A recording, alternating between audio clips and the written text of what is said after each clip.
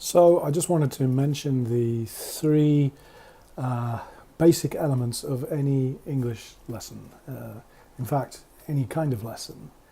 There are three basic elements, and I could tease you about it all the way through the video, but I won't. I'll just tell you what they are, and they are quite simply the teacher, the student, and materials. Those are the three elements of any lesson.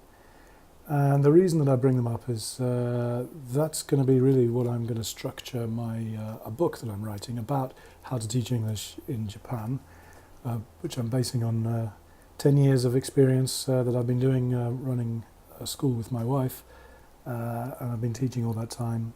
Somehow we've made a living.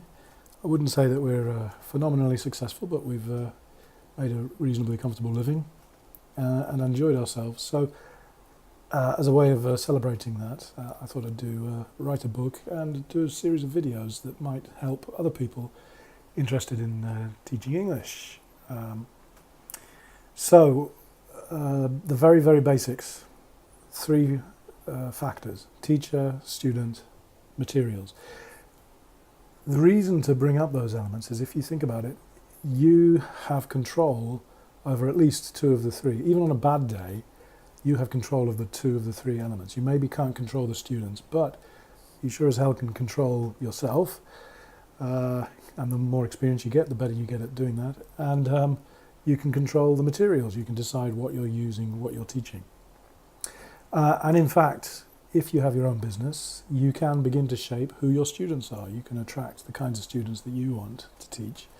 So actually, the three elements of any lesson you have some control over to varying degrees.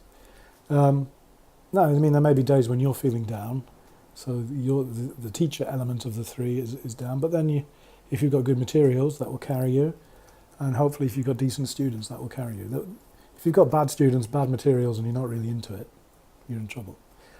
But, you know, like meatloaf, 2 out of 3 ain't bad. You can always control 2 out of the 3 to some extent, and if you can control all 3, you're laughing.